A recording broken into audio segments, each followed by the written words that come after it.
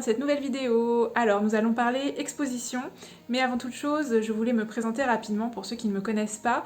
Je suis Jessica Sansiquet, je suis artiste peintre professionnelle depuis une dizaine d'années maintenant et je vous réalise des vidéos sur YouTube, donc vous pouvez accéder à des vlogs où je vous partage mon travail à l'atelier semaine après semaine, et puis je vous fais des petites vidéos comme celle-ci également, des petites vidéos thématiques où j'aborde des côtés un petit peu pratiques pour la vie d'artiste.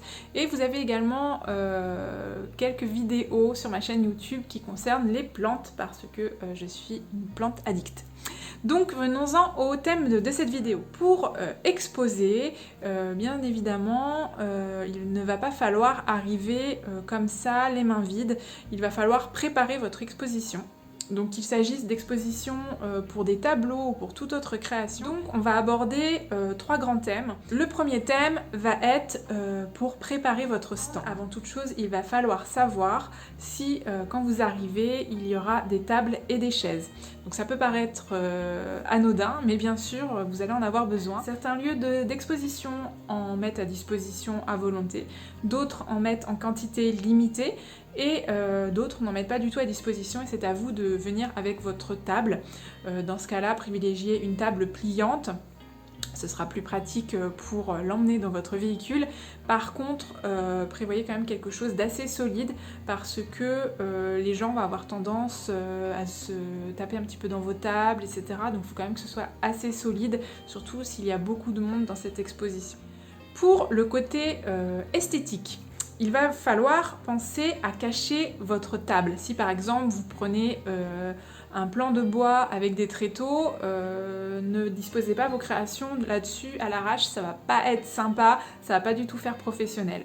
Donc moi ce que je fais, je me suis procuré des tissus d'assez grande dimension, des tissus noirs. Je suis tout simplement allée dans un magasin qui vend du tissu au mètre et j'en ai découpé des très grandes longueurs, et comme ça, ça me permet de disposer ça sur mes tables et également sur les panneaux à l'arrière. Quand par exemple vous exposez, quand vous avez des grilles, eh bien c'est bien plus sympa d'avoir une unité avec des tissus plutôt que de voir les grilles qui sont pas toujours esthétiques et puis on voit derrière un petit peu le bazar qu'il peut y avoir. Donc pensez à vous procurer ça. Ça a un petit coût, c'est sûr, mais je vous assure que ça vaut le coup d'investir parce que ça vous fera tout de suite une unité au niveau de votre stand et ça fera vraiment très professionnel. Pour la couleur, bien sûr, moi je suis partie sur du noir, mais vous pouvez partir sur des couleurs qui correspondent à votre univers et qui mettront en avant vos créations. Donc plutôt privilégier quelque chose d'uni, sans motif, ça les mettra tout de suite plus en avant. Ensuite, au niveau de votre table, pour éviter d'avoir quelque chose de trop monotone, moi ce que je fais, c'est que je dispose des caisses que je recouvre de tissu ou non, hein, après c'est en fonction des goûts, et ça permet de créer des rythmes et d'attirer l'œil. Par exemple, quelqu'un qui sera loin de votre stand, eh bien s'il voit des éléments hauts sur la table, ça va tout de suite accaparer son regard et ça va l'amener vers votre stand. Donc pensez à créer des rythmes comme ça, ne disposez pas à plat sur la table, ce sera beaucoup trop triste, et en plus en créant des modules comme ça de différents niveaux, eh bien vous allez pouvoir disposer vos créations dessus, dedans, devant, et ça va vraiment apporter un dynamisme à votre stand et vous allez voir, ça va tout changer. Ensuite, moi ce que je fais lorsque j'ai une exposition, j'arrive avec une mallette que voici. C'est une mallette, ma foi, assez basique, mais franchement c'est super pratique. Pensez à regrouper une bonne partie de votre matériel dont vous aurez besoin dans ce genre de petite mallette. Vous en trouverez facilement sur internet. La mienne s'ouvre comme ceci, hop, et après elle se déploie.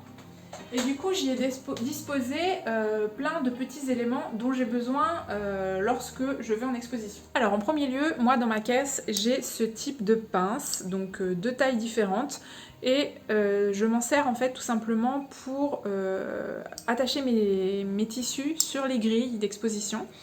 également sur la table parfois pour éviter que le tissu ne glisse, etc. Donc ça franchement c'est super pratique, je vous le conseille. J'ai également de la chaînette que j'ai achetée tout simplement en magasin de bricolage et qui me permet de suspendre mes tableaux. Alors sachez que quand vous exposez, il n'y a pas toujours à disposition des chaînettes de la sorte, donc il faut quand même penser à avoir le nécessaire pour pouvoir suspendre vos créations, si toutefois vous avez des créations à suspendre. Donc ça, magasin de bricolage, ça vaut pas grand chose, donc vous en faites couper plusieurs longueurs. Si toutefois vous préférez un rendu plus discret, eh bien moi j'ai investi si on peut dire, ça coûte pas grand chose, dans du fil de pêche, donc c'est très discret et quand vous suspendez vos créations avec ce fil, eh bien ça ne se voit pas hein, vraiment. Moi j'ai pris pour 10 kg, ça suffit amplement pour un tableau qui n'en pèse que 1 ou 2. J'ai également des S dans ma boîte à outils, donc ces S me permettent de suspendre mes tableaux tout simplement, hein. J'attache ça à l'arrière et je suspends et j'accroche sur la grille. C'est bien d'en avoir de différentes dimensions parce que des fois les grilles sont plus épaisses que d'autres, donc voilà, ça c'est bien d'en avoir également. Quand vous allez aller en exposition, chaque cas sera différent, chaque lieu d'exposition sera différent et je vous assure que vous allez avoir besoin d'outils. Donc essayez d'emmener un tournevis, un marteau, dans l'idéal une perceuse visseuse. Je vous assure que ça vous sera utile, même les éléments de base tels que de la ficelle, un cutter, un ciseau. Ces éléments peuvent paraître un petit peu inutiles pour aller exposer, pour avoir un stand, mais je vous assure que moi ça m'a sauvé la mise à plusieurs reprises parce qu'on est souvent confronté à des situations quelque chose qui manque, quelque chose qui est mal adapté, etc. Et ça permet de pouvoir s'adapter et surtout, voilà, si vous êtes en exposition à côté de chez vous, eh bien, vous faites l'aller-retour, c'est pas un souci. Mais si vous êtes à l'autre bout de la France, eh bien, il va falloir trouver une solution.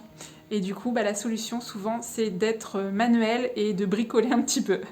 Des choses qui peuvent paraître pas spécialement utiles. Éponge, chiffon, voilà, vous allez arriver avec vos créations. Elles vont peut-être avoir de la poussière parce que vous les aurez stockées. Donc pensez à emmener de quoi les nettoyer, de quoi les essuyer, même sur place. Si vous pouvez avoir un sac poubelle pour faire le tri, pour éviter de faire traîner vos papiers, etc. C'est toujours pratique. Donc là, on était un petit peu dans la boîte à outils pour agencer son stand.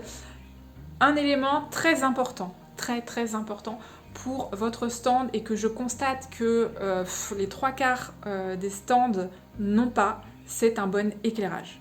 Je vous assure, ça fera toute la différence.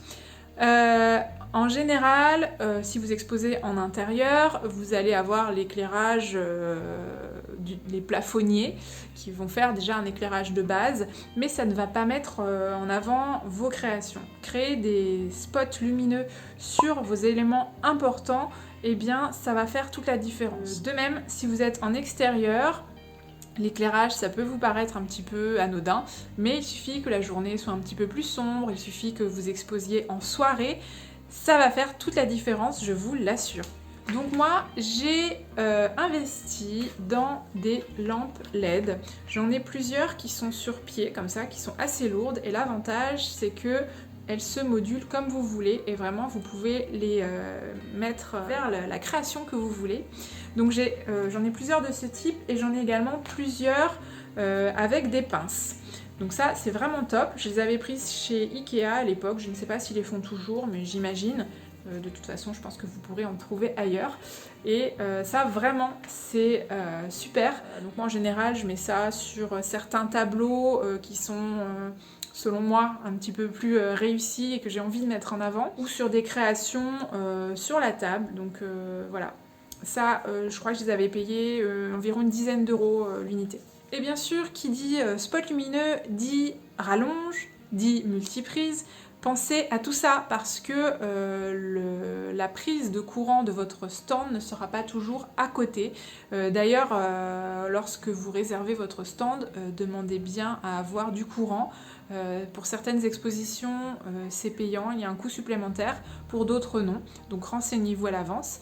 Et du coup, pensez à amener vos rallonges, plusieurs si nécessaire, et puis multiprise en évitant bien sûr de les superposer les unes sur les autres, hein. Ne mettez pas le feu au lieu d'exposition. Donc voilà, vous avez préparé votre stand, maintenant on va voir le matériel qu'il faut pour exposer et pour vendre. Et bien avant toute chose, pensez à emmener vos créations, bon ça peut paraître bête mais bon je vous le dis quand même. Pensez à amener des étiquettes aussi pour mettre le prix sur vos créations. Moi ce que je fais c'est que je les fais sur ordinateur pour avoir un rendu propre, donc je fais ça à l'avance, je les imprime et comme ça après je les découpe proprement et je mets ça à côté ou en dessous de chaque création. Pensez quand même à peaufiner le moindre détail sur votre stand, même les étiquettes de prix, et bien ça peut faire la différence. Pour fixer mes prix d'ailleurs, j'utilise de la pâte à fixe pour ne pas citer la marque.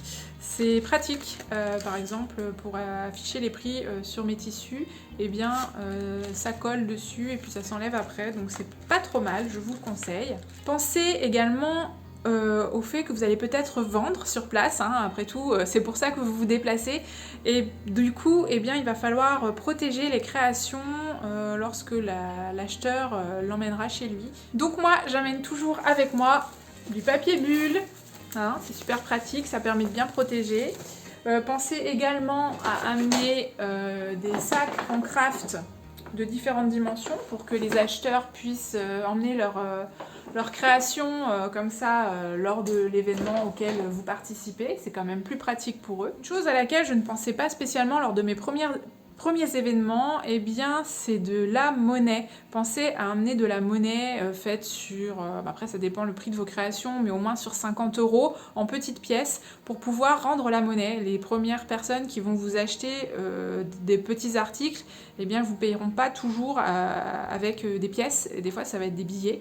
Donc là il va falloir pouvoir rendre la monnaie, donc pensez à ça, à le faire avant. Une chose que beaucoup d'exposants oublient, et à tort, eh bien, c'est d'emmener des cartes de visite et des flyers.